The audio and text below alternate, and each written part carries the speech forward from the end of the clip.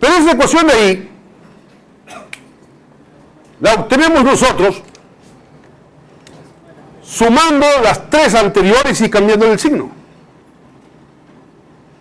Es decir, que esta cuarta ecuación es una combinación lineal de las tres anteriores. Y si es combinación lineal de las tres anteriores, el sistema es linealmente dependiente. Y no queremos un sistema de ecuaciones de corriente linealmente dependiente. Queremos un sistema de ecuaciones de corriente linealmente independiente.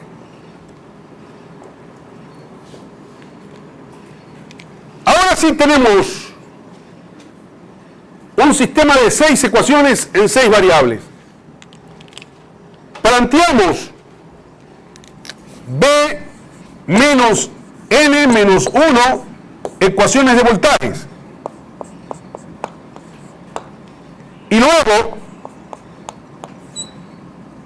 hemos planteado N menos 1 ecuaciones de corriente. Si sumamos esas ecuaciones, el resultado es B ecuaciones.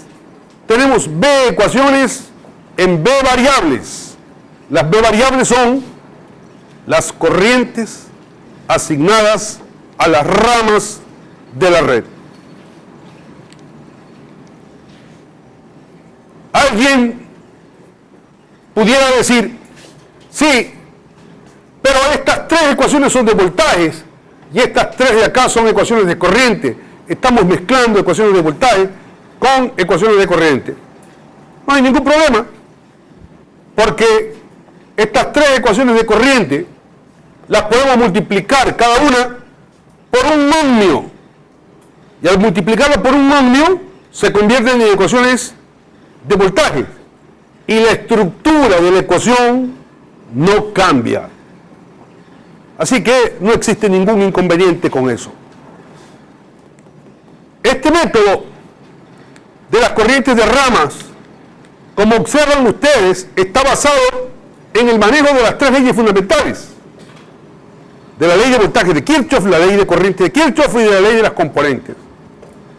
Pero ahora ya no utilizamos las leyes ahí a nuestro libre albedrío, sino que lo hacemos siguiendo un ordenamiento. En los métodos generalizados, eso es lo que ocurre. Los métodos generalizados se basan en las leyes fundamentales, pero hay un ordenamiento en la aplicación de esas leyes fundamentales. La red que hemos analizado es una red sencilla. Sin embargo, observamos que para resolver esa sencilla red de ahí, nosotros necesitamos de un sistema de 6 ecuaciones. 3 ecuaciones de voltaje, 3 ecuaciones de corriente. Y ese es el gran pero de este método. El alto número de ecuaciones que se necesita plantear para poder resolver la red. Debido a eso, surgieron los otros métodos generalizados de análisis de redes eléctricas.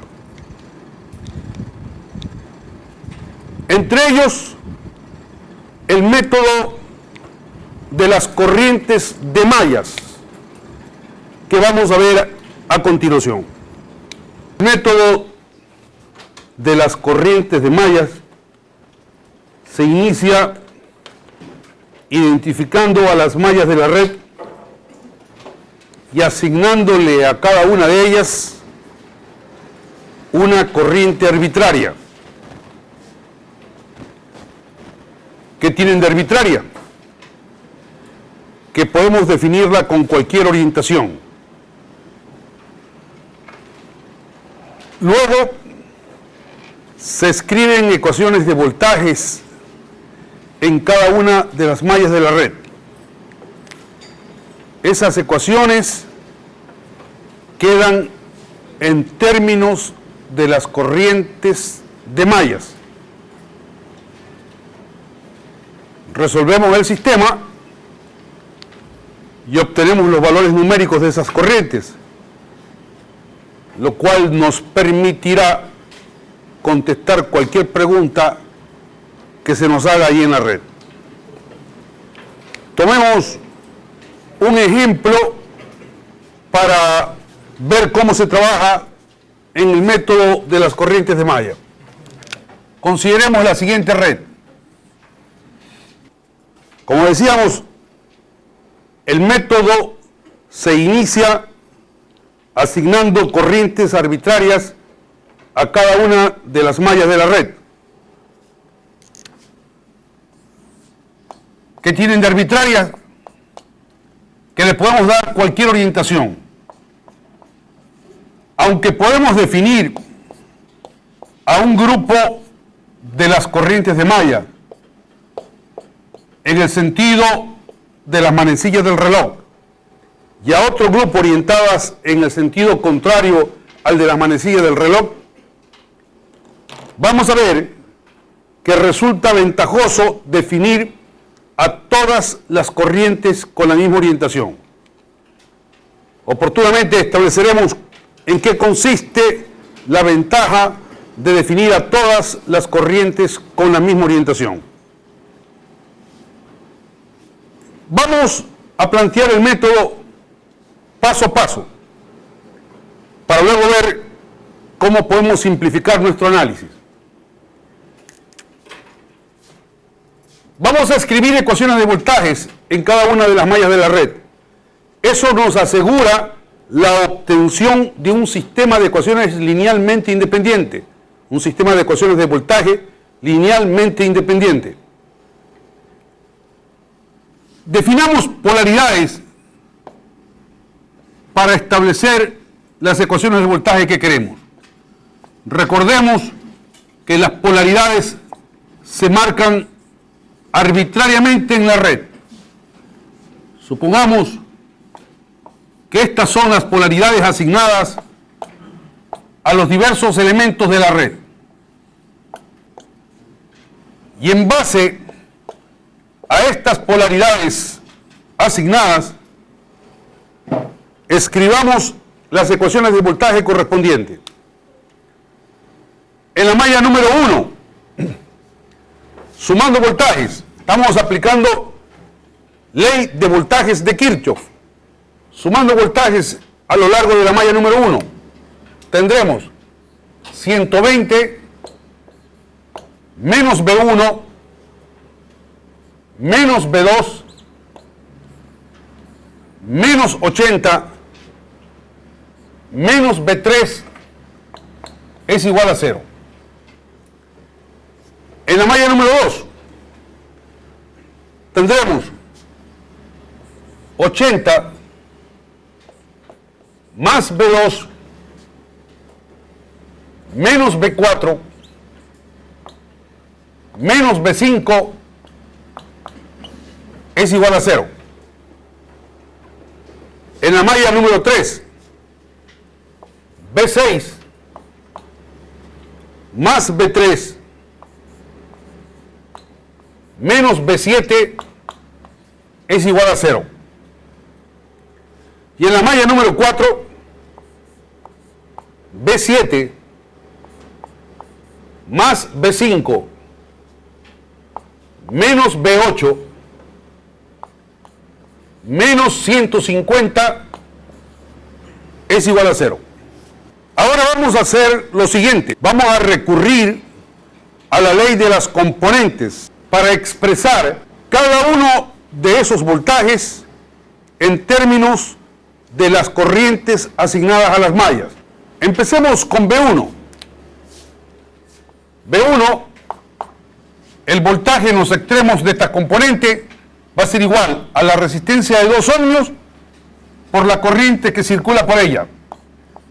2 y 1. Más 2 y 1 porque estamos respetando la referencia combinada o referencia estándar. B2.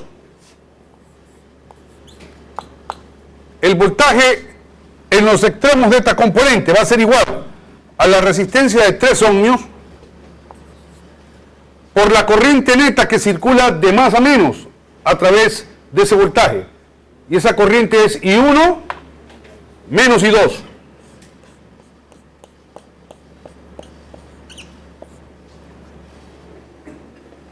El voltaje V3 en los extremos de esta resistencia de 4 ohmios va a ser igual a la resistencia de 4 por la corriente neta que circula de más a menos a través de esa resistencia. Eso es I1 menos I3.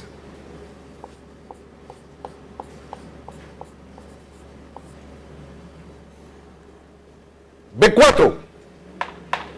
El voltaje aquí en esta resistencia va a ser igual al valor de dicha resistencia 2 multiplicado por la corriente que circula por dicha resistencia, 2 y 2, más 2 y 2, porque estamos respetando la referencia combinada o referencia estándar. V5.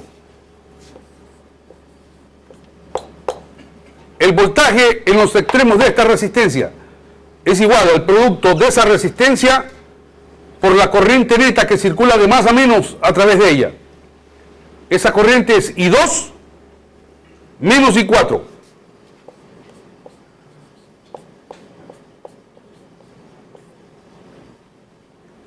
El voltaje V6 en los extremos de esta resistencia de 3 ohmios va a ser igual a la resistencia de 3 por la corriente que circula por dicha resistencia, que es I3. Pero hay violación de referencia combinada o referencia estándar. La corriente está yendo de menos a más. Por eso ponemos signo negativo. V6 es igual a menos 3 y 3. V7.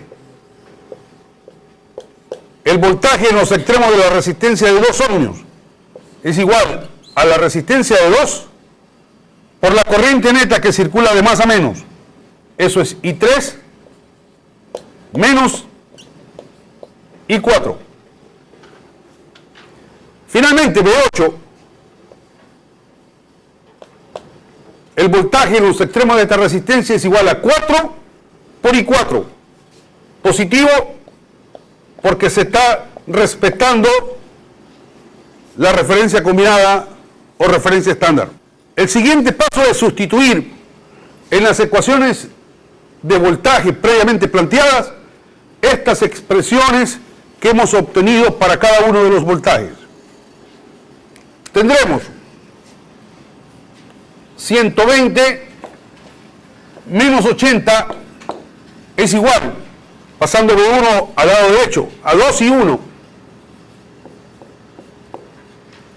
más B2, más 3 que multiplica a I1 menos I2, más B3, más 4 que multiplica a I1 menos I3. La segunda ecuación la podemos escribir de la siguiente manera. 80 es igual a menos B2, porque pasa al otro lado, menos 3 por I1